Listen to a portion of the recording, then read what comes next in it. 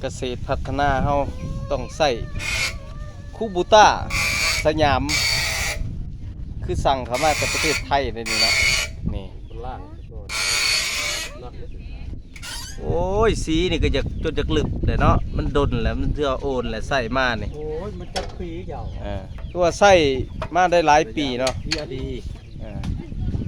ใส่มาหลายปีเลยสำหรับคูบูต้าถือว่าประเทศไทยเป็นผู้ผลิตเฮาเป็นผู้ใส่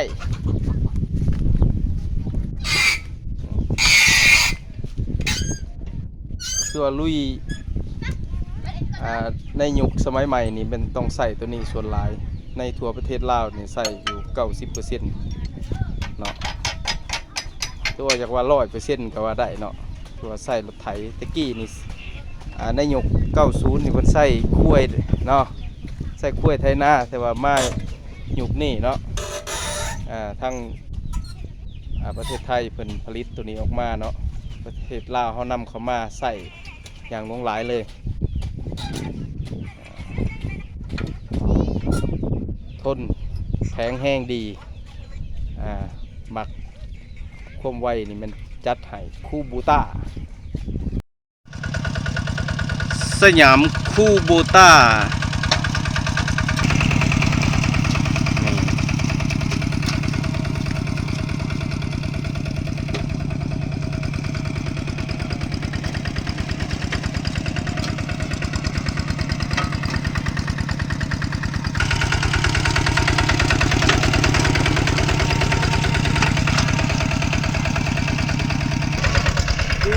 เป็นน้ำกันเลยนี่คนสยามคูโบต้าไปแล้ว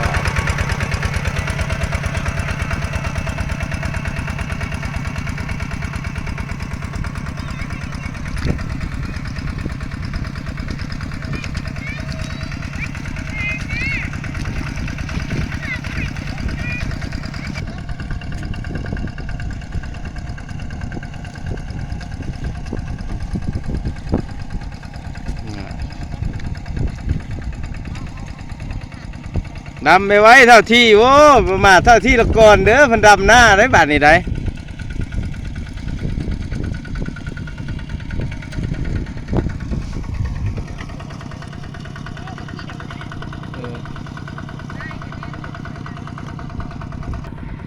โคนลูกชายดำหน้าโอ้ยนี่นั่นแล้วเมย์บ่ให้แล้วคะแนนนี่นะว่ามันดำบ่เป็นบ่เนาะที่เนาะลูกก็ดำเป็นคือกันเนาะบาดมันเป็นโตแต่กกแต่กอเลยเนาะปักลูกปักไว้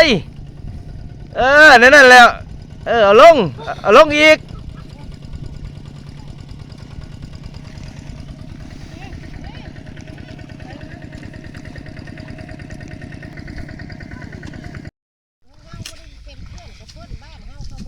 นี่บ่เห็นนะจะเห็นบ่ทีบแต่ถ้าลงได้ลงยังฮะก็ยังเห็นขั้นตอนดำหน้ามันต้องได้จัดการแบบนี้เนาะลูกก้าไปก่อนFC ทุกคน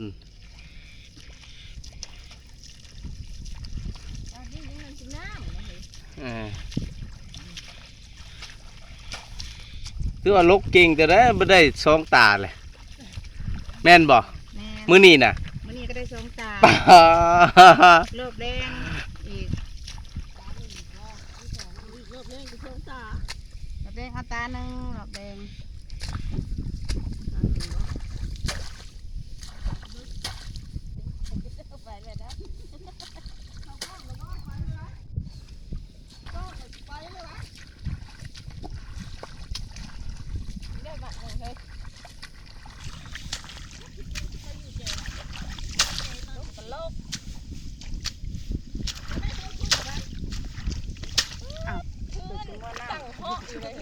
ที่เมื่อกล้าถือกล้าน้องก็ได้เห็นหมักกล้าแล้วก็แล้วตกนะ9 หางก็ยังเคยเห็นตะกร้าเขียวงามเพื่อนหันเนาะแล้วก็เผา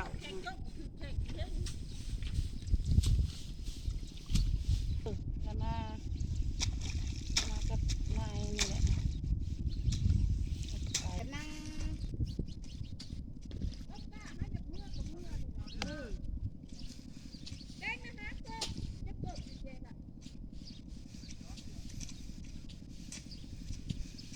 อยู่ไสเนี่ยให้เพิ่นหวานน่ะ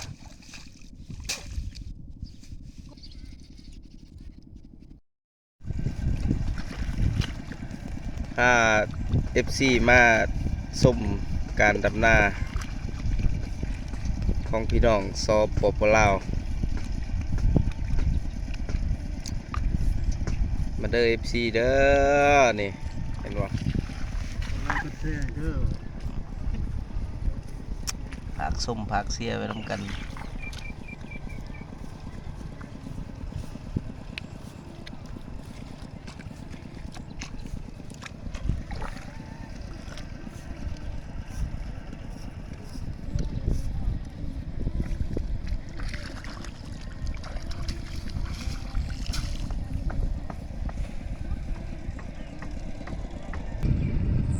แห้งงานหลายๆตอนน่ะแบบปุ๊บขึ้นเมื่อเบิดเลยเนาะ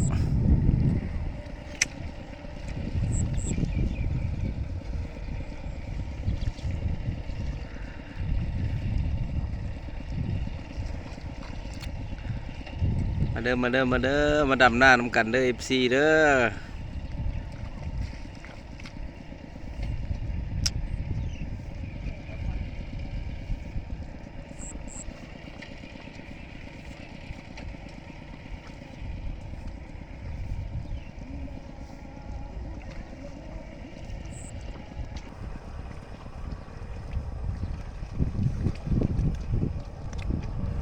ดำแล้วแม่อ้าว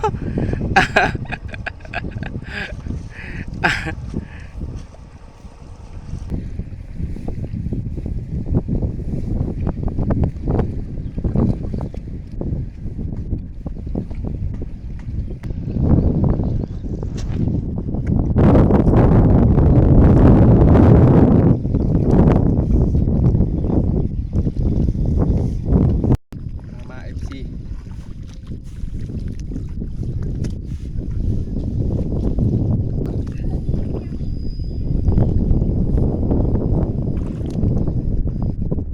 มีมีดพุ่นบ่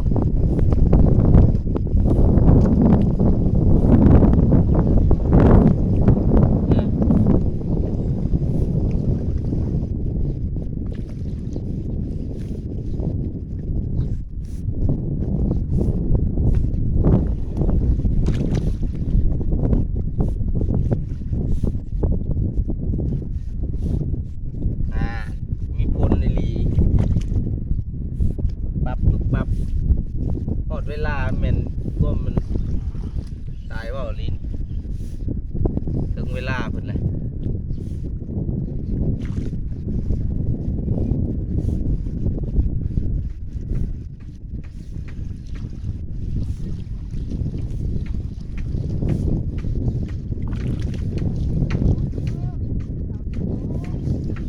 แล้วให้นี่ก่อนได้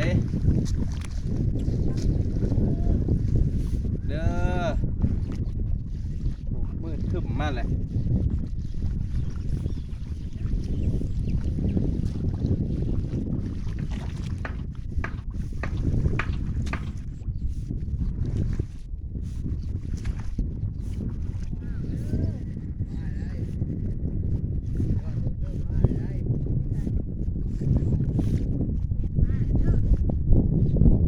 ลกทาย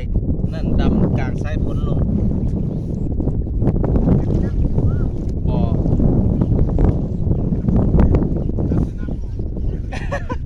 กันได้ดำฝนตกใส่มันตายโลด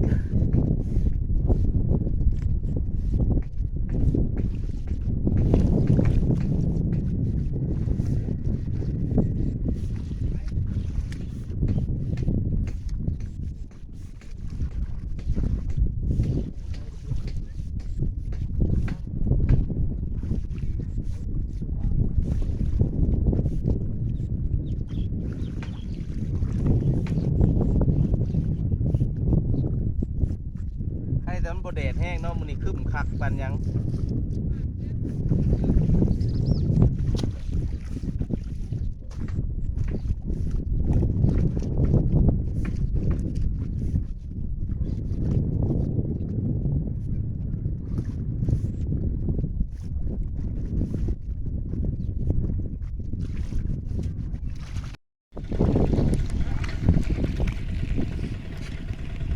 แม่พี่น้องเศร้าหน้าพวกเฮาดำหน้าแล้วเด้อฮอดฤดูดำหน้านี่เห็นบ่